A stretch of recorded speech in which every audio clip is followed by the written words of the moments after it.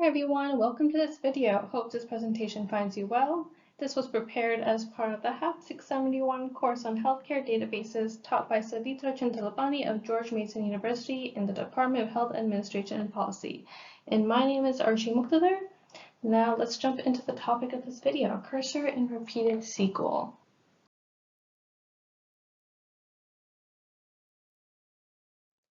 So a brief overview of a SQL cursor. At its root, you're essentially just retrieving and updating and processing data by the row. And so in that case, it's not the best tool for analysis, but you can gradually analyze data files. It does reduce runtime, and some of the benefits is that it helps you to not lose your findings if systems crash, for example. So moving on to while loops. Now, do while and while loops are quite similar. The only real difference is the order in which it's executed. So do while loops will actually execute the statement first and then check the condition in the loop, whereas a while loop will check the condition first and then execute any statements. So as you see in the photo, that is representing a while loop where we first begin the loop and it checks the condition and then executes the statements if true and loops around until the condition or statements are false or it ends. And so in a while loop, you'd have the opposite where you begin the loop and you'd be checking for statements first. If true, moving on to the condition, loop around until the condition is slated to end or the statement is slated to end.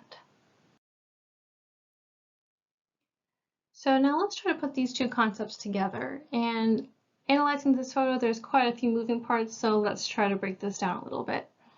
So first off, we have a declare statement that is declaring the variable, following declaring the cursor.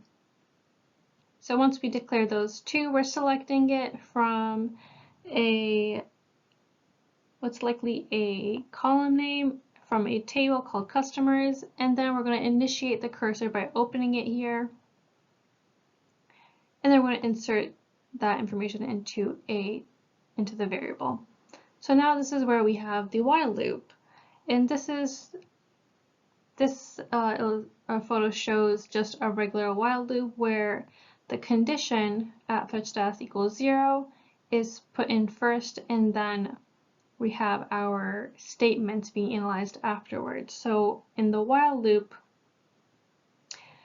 if this condition is met, we begin the loop, print these statements, and fetch the cursor, put into the variable until the condition is no longer true, at which we will end the loop. Once the loop is done with, we then close out the cursor and then deallocate it if necessary. So now if this was a do while loop, we will find that the condition will be towards the end and the statements will be first.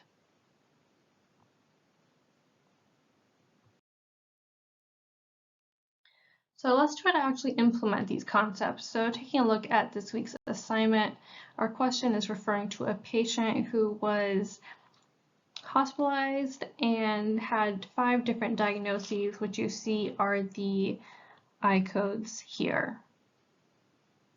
And so the first one is calculating how many patients show in the data which 2, 3, 4, and 5 combinations of these diagnoses.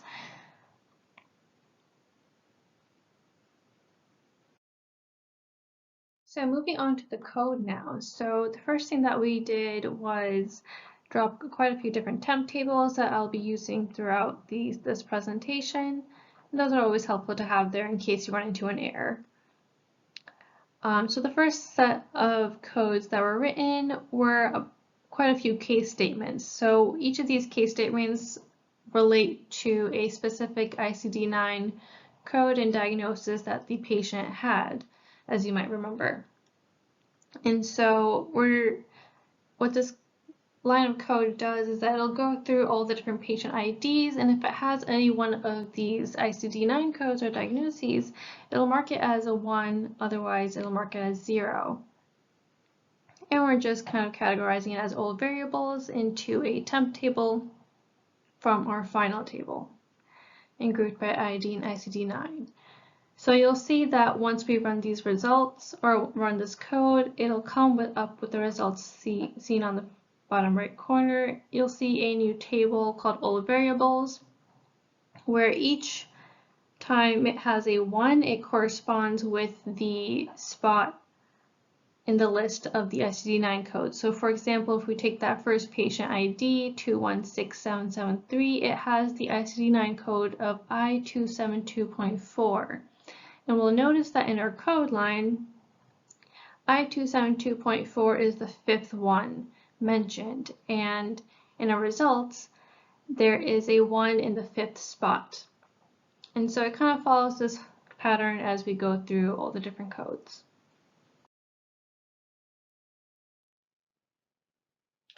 So now let's get down to the actual meat of the code. So here we are finally going to be introducing our cursors, declaring them in a while loop. So first off, we're dropping a new table called combo 1, and we're selecting everything from our previous results or previous temp table called temp 1. And line 28, we're declaring our cursor. This is where we introduce it using @index. And it can be anything else. So I've just used @index, made it into an integer. And we're going to set the index to 1.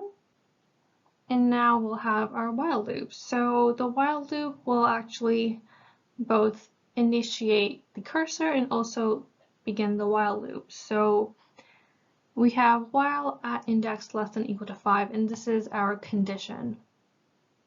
So within our condition, we have within our while loop, we have all of these statements. So we're first selecting distinct IDs and having our all variables, if you remember from our last piece of code, we're summing that all up and naming it ICD-9 combinations. This will go into our new temp table and grouped by and ordered by data subset. The most important part of the loop is that we set the cursor at index equal to @index plus 1. This plus 1 is significant in that it indicates the loop will go on until the condition right here is met. And so for this purpose, we'll have the condition, or rather the loop, repeating about 5 times because we have 5 ICD-9 codes. So once it hits 5, it'll end, and that would be the end of the loop. And so now finally we will be able to get our results. So once we run through this code, we're grouping. So in line 49, we're selecting the sum of count IDs from our latest temp table combo 2, which we designated from line 43. And we're grouping by the length of ICD-9 combinations, and this is how we'll be counting different IDs with the 2, 3, 4, and 5 combos as the question had requested. And so the results are shown below. We'll see that each row corresponds with 2, 3, 4, and 5 combos. So there are 221 patients that have a combination of only 2 of those ICD-9 codes. 1,310 patients with 3 combinations, and so on and so forth with 4 and 5 combinations.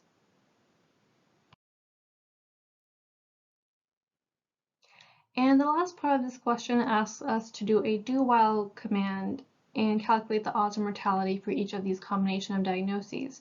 So we won't be going into details about how to actually calculate the odds of mortality, but we've been set up for at least calculating the while loop. And so you'll remember in a do-while command, we are first executing this statement that gets analyzed and then the condition gets analyzed, as opposed to what we did previously in the while loop where we stated the condition first, and if true, we move on with the following statements. And so within that, we'll be inserting our odds of mortality calculations. And this is just a glimpse of what that odds and mortality calculation will kind of start off and include. This part was actually retrieved as a part of our previous calculation where we had the while loop. So all of that code is run, and afterwards we run these statements. And so we're just selecting our max age at death and designating as age at death into a new temp table from our final grouped by patient ID. And then we're selecting sum if age at death is null, 0, 1 as total dead, same thing for total alive, into another temp table called total from our odds table. Once we select that total, we see that the results show two separate columns of total dead and total alive, and we can then use this to eventually calculate our mortality odds.